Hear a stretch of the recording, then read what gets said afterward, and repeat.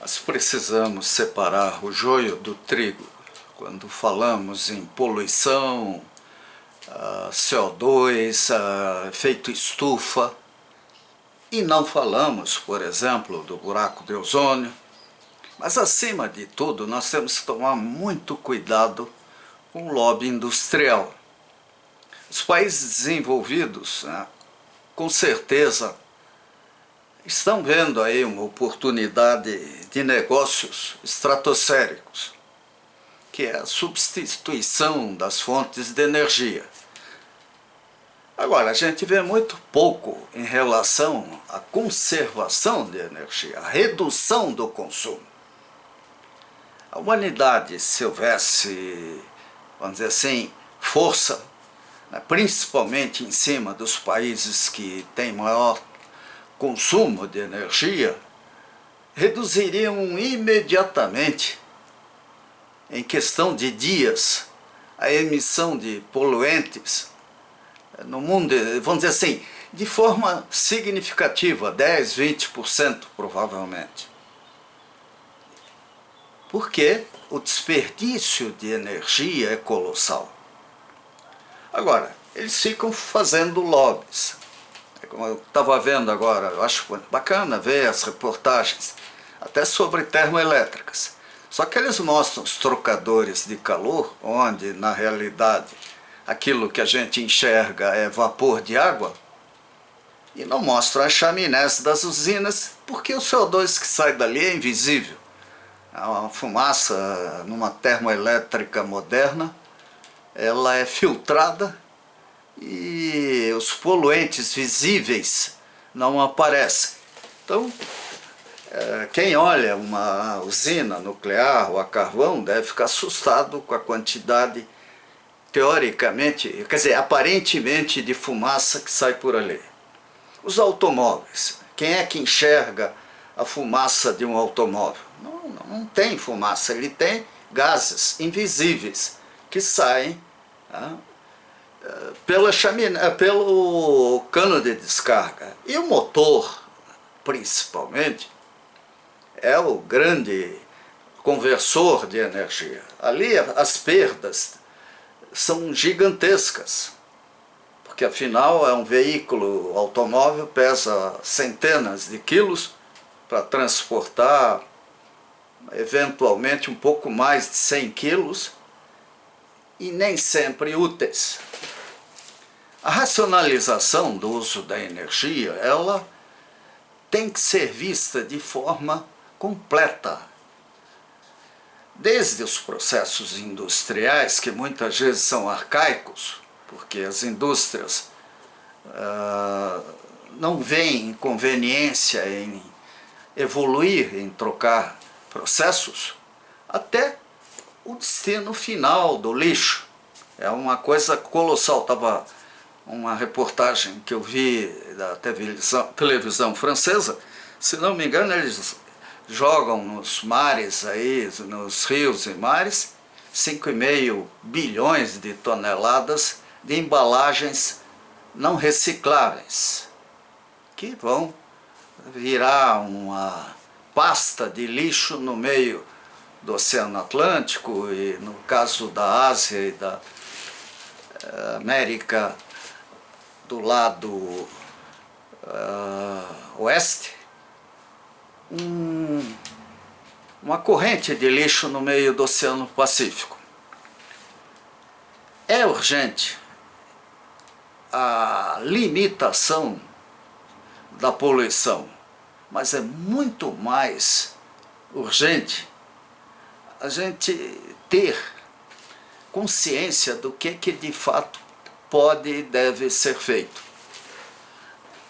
As teses, as mídias mal feitas acabam desmoralizando processos. Isso é muito ruim. Nós temos que olhar com muito cuidado o que nós falamos. Eu imagino que toda reportagem técnica deveria ter até anotação de responsabilidade técnica. Quem é que assina, como é que a gente processa a equipe, se ela está dizendo besteira, o que está acontecendo afinal. No Brasil, nós tivemos a opção pelo automóvel, porque na época do Juscelino isso seria normal, seria uma forma de desenvolvimento rápido. Hoje nós precisamos reverter isso.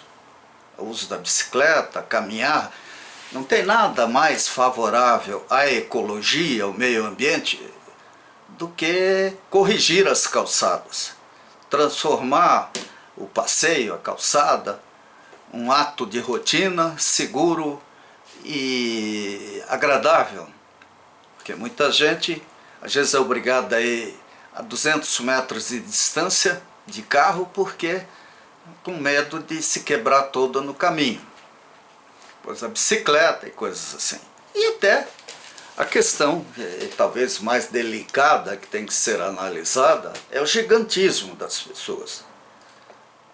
Quanto maior o ser humano, maior a necessidade de energia para deslocá-lo, para alimentá-lo, para tudo. O futuro, de uma certa forma, diante da superpopulação, das cidades gigantescas, passa pela engenharia genética. E as cidades, o cara pode dizer, a cidade aqui é ótima.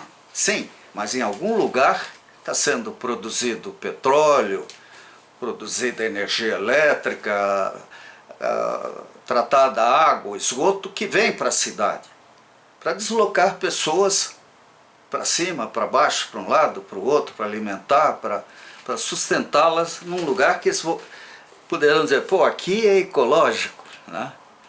Que roupa que essa pessoa usa, como que ela se desloca, o que que ela come, qual o espaço que ela ocupa. A tecnologia hoje, ela permite soluções inteligentes, como é o caso do e-book, do livro digital.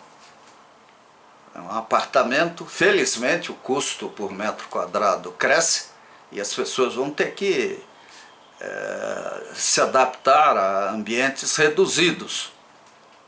E um dos principais impactos é aquilo que muitas vezes a gente guarda com muito carinho, mas que é, vamos dizer assim, produto de um processo industrial complexo, talvez até simples, mas primitivo.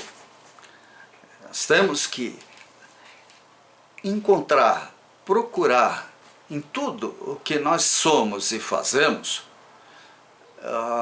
tecnologias, soluções inteligentes a favor do meio ambiente e a favor do ser humano.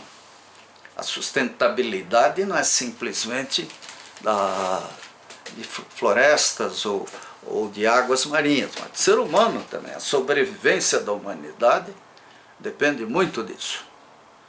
E esse gigantismo de cidades, tudo, por exemplo, traz de volta o risco das grandes pestes, das epidemias explosivas, e de repente a gente descobrir que está indefeso perante um mosquito, uma pulga, um rato, ou coisas parecidas, até passarinhos, patos e coisas desse tipo, que são as gripes.